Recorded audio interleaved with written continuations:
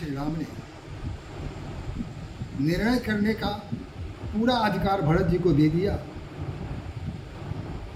तो भरत जी नतमस्तक हो गए। उन्होंने हाथ जोड़े, अत्यंत विनीत शब्दों में उन्होंने भगवान श्री राम के चरणों में निवेदन किया कि भगवान,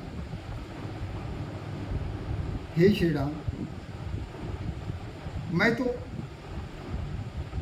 कुछ नहीं जानता, अज्ञानी हूं। आप तो सर्वज्ञ हैं, सब कुछ जानते हैं। निर्णय लेने का अधिकार देकर आपने मुझे विचित्र असमंजस में डाल दिया है। मैं अपनी छोटी बुद्धि से भला क्या सुझाव दे सकता हूं? फिर भी मेरे 3 सुझाव हैं। अगर आपको उचित लगे तो इन तीनों में से कोई भी सुझाव आप अपना लें, ताकि लोग जो दुखी हैं, आपको याद करके न नींद आती है न शांति होती है उनको, तो उन सबों के सुख के लिए, उनकी रक्षा के लिए इस तीनों में से कोई भी एक सुझाव आप मान लेंगे तो बड़ी आपकी कृपा होगी। यही आप हम पर कृपा कीजिए। पहला ये है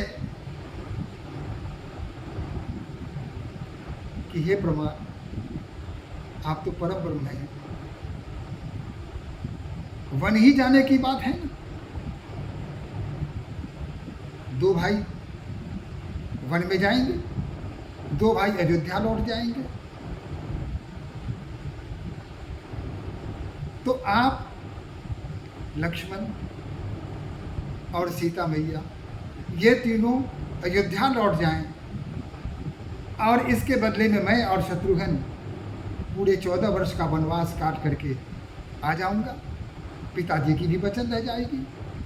पुत्र को वनवास देना है तो कोई भी पुत्र हो, चाहे वो राम हो, चाहे भरत हो, लक्ष्मण हो या शत्रुघ्न हो, 2 भाई को वन में जाना है तो हम 2 भाई भरत और शत्रुघ्न ही वहाँ वनवास करेंगे। और आप अगर जाएंगे अयोध्या में तो सबको शांति मिलेगी, कहीं भी किसी प्रकार की दिक्कत नहीं होगी, राजकाज भी बड़ा आराम से चलेगा, माताएं भी प्रसन्न हो जाएंगी, गुरुदेव भी प्रसन्न होंगे और वहाँ की जनता भी आनंदमय हो जाएगी।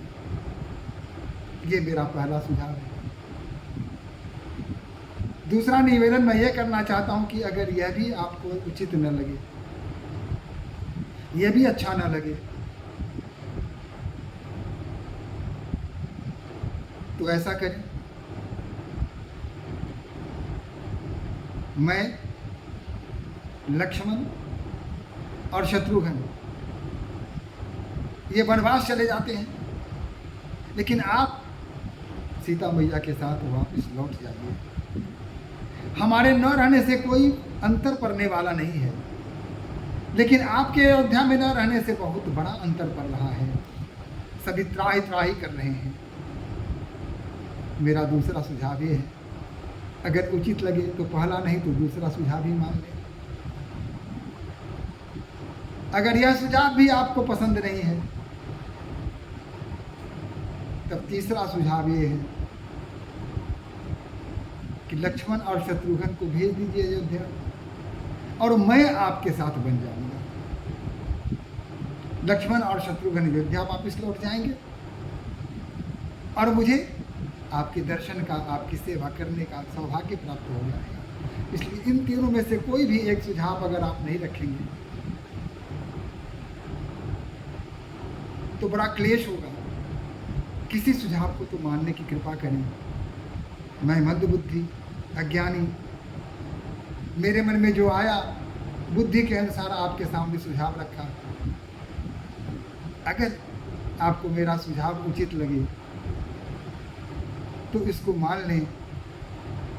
वैसे आप तो सर्वज्ञ हैं, सर्वज्ञानी हैं। जैसा आप निर्णय करेंगे हम उसे मानने के लिए तैयार हैं। देव दिन सब मोही अभारू मोरे नीति न धर्म विचारू। ये सारा आभार आपने मुझे दे दिया। न मुझे नीति का ज्ञान है, न धर्म का ज्ञान है, मैं अज्ञान हूँ। कहूँ बचन सब स्वार्थ हेतु रहत न आरत कै चित हेतु रहत न आरत के चित चेतु। मैं तो दुखी हूँ, मैं भुगत रहा हूँ। मेरे मन में चेतना कहाँ? आरत के मन रहे न चेतु, पुनि पुनि कहे आपने हेतु। मेरे मन में मैं तो दुखी हूँ, मेरा दुख किस प्रकार दूर हो। मैं तो यही आपसे प्रार्थना करूँगा कि मेरा दुख दूर कर दे। मैं तो अपने हित की ही बात करूँगा, अपनी शांति की ही बात करूँगा। इससे अधिक मैं क्या कह सकता हूँ। उतर दे सुन स्वामी रजाई, सो सेवकु लखी लाज लजाई। असमय अवगुण उदधि अगाधु, स्वामी स्नेह सराहत साधु। स्वामी स्नेह सरारत साधु। मैंने जो बन पाया अपनी बुद्धि के अनुसार आपके सामने जो भी हुआ उसे उत्तर के रूप में आपके सामने प्रस्तुत कर दिया। सेवक का जो कर्तव्य है उस कर्तव्य से हट करके मैंने ढिठाई की और आपके सामने सुझाव देने का निश्चय किया, ढिठाई की। मैं अवगुणों का सागर हूँ, लेकिन हे स्वामी आप तो साधु हैं, स्नेह के समुद्र हैं। अब कृपाल मोहि सो मत भावा, सकुच स्वामी मन जह न पावा।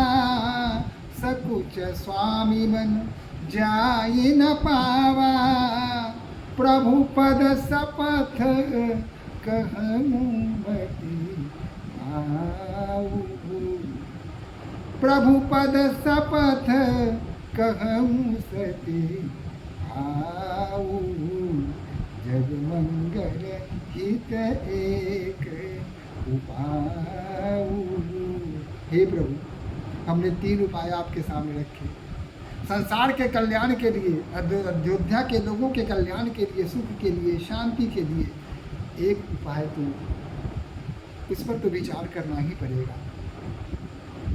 मैं तो सिर्फ विनय कर सकता हूँ, अनुरोध कर सकता हूँ। प्रभु प्रसन्न मन सकुचित जी, जो जही आय सुदेव। सो सिर धरि धरि करहि सबू, मिटहि अनट अवरे। हे स्वामी, हे अग्रज श्री राम, आप संकोच त्याग करके जो भी आज्ञा देंगे वह अपने सर माथे पर मैं लूंगा, और वह आज्ञा ही हमारा क्लेश, हमारा संदेह, हमारी आत्मग्लानि सब समाप्त कर देगी। वही आज्ञा की आवश्यकता है। हे भाई, मुझ पर कृपा कीजिए। मैं आरत हूँ, सिर्फ अपने हित की बात करूँगा। आपसे बार बार प्रार्थना करता हूँ, अनुनय करता हूँ, अनुरोध करता हूँ, कृपा कीजिए मुझ पर। ऐसा कहते कहते भरत जी की आंखों में आंसू आ गए। उनका संपूर्ण शरीर पुलकित हो गया। भाव विह्वल हो गए